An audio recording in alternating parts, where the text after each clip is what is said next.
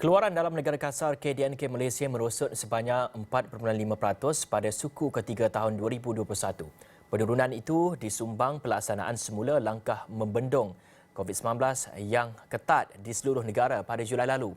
Bagaimanapun, Gubernur Bank Negara Malaysia Datuk Nur Syamsiah Mohamad Yunus berkata, ekonomi Malaysia tahun 2021 masih kekal pada landasan untuk mencapai unjuran 3 hingga 4%. Untuk membincangkan mengenai perkara ini, kita akan bersama dengan Dr. Muhammad Afzal Nizam Abdul Rashid, Ketua Ekonomi Bank Islam bersama dengan kita. Assalamualaikum, Doktor. Waalaikumsalam, Fizi. Baik, Doktor. Pasaran buruh bertambah baik. Ekspor juga bertambah baik. Namun, mengapa masih negatif 4.5? Dan ia sebenarnya jauh lebih rendah daripada unjuran daripada penganalisis sendiri.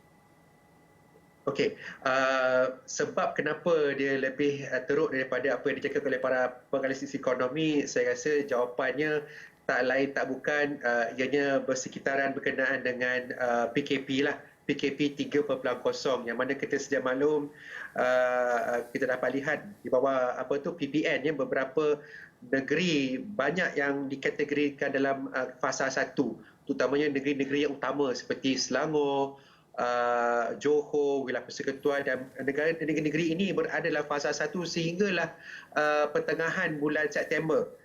Itu pun baru dia berpindah ke fasa 2. Jadi maksud saya itu PKP 3.0 kita jelas kelihatan bahawa kekangan aktiviti ekonomi itu memberi kesan yang atau memberi impak yang besar kepada pertumbuhan dalam KDNK negara, dan ini dapat saksikan apabila penguncupan itu berlaku pada kadar yang lebih daripada jangkaan para penganalisis ekonomi. Kami di Bank Islam menjagakan negatif 3.3%. Kalau kita lihat konsensus pun dalam sekitar negatif 26%. Jadi faktor PKP itu sebenarnya memainkan peranan yang besar dalam menentukan hala tuju ekonomi sekarang ini.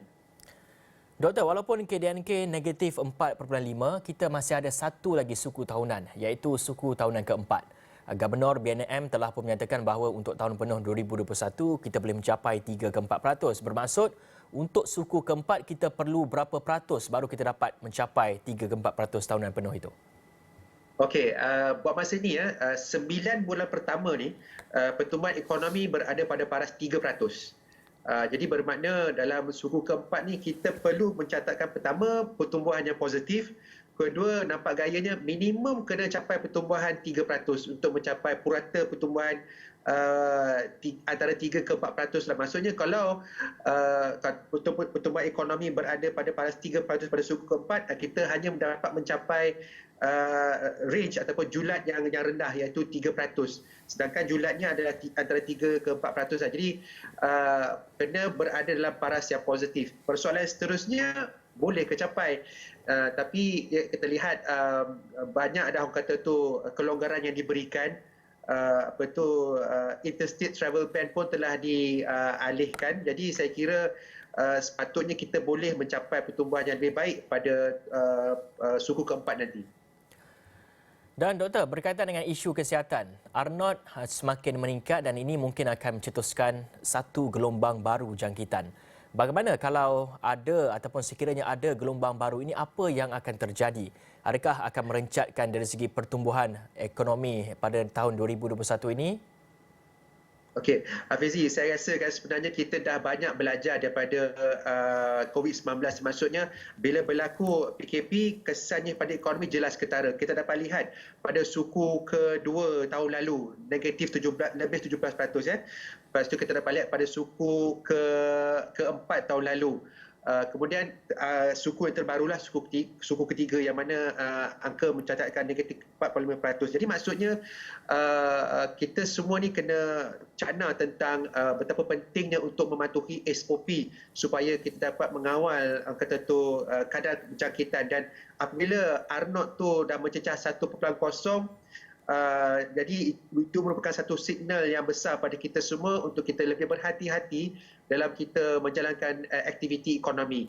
Jadi bagi saya, kalau macam pelaksanaan bekerja dari rumah, bagi mana-mana sektor yang masih boleh berada ataupun beroperasi sedemikian rupa, saya kira ia sepatutnya diteruskan kerana risiko jangkitan itu masih lagi berlaku. Dan saya kira juga dalam pembentangan Bank Negara semalam pun menyatakan bahawa antara downside risk yang dinyatakan adalah pelaksanaan semula PKP. Jadi saya rasa kita perlu cakna tentang risiko COVID-19 ini.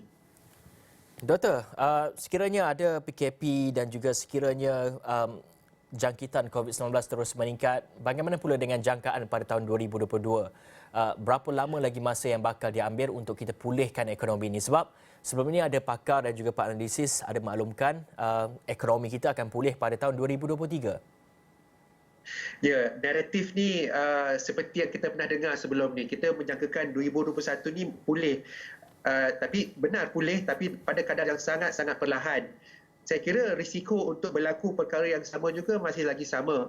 Jadi saya tak pastilah macam mana keadaannya pada masa akan datang. Tetapi apa yang pasti sekarang ni, vaksin telah dilaksanakan dan langkah untuk kata tu membuka ekonomi itu juga telah pun dilaksanakan. Saya kira kalau perkara ini masih berada dalam status quo, sepatutnya bolehlah kita mencapai pertumbuhan ekonomi sekitar 5.5% hingga 6.5%.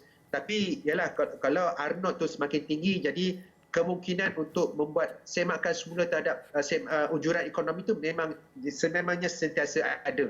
Jadi seperti saya katakan sebentar tadi, isu berkenaan pemantauan SOP dan bagaimana kita perlu embrace apa yang kita katakan selalu ini new normal tu perlu kita laksanakan secara tuntas sebenarnya. Baik, terima kasih kepada Dr. Muhammad Afzani Zabri Rashid, merupakan Ketua Ekonomi Bank Islam. Sedikit sebanyak telah pun menjelaskan mengenai pertumbuhan dan juga pemulihan ekonomi negara.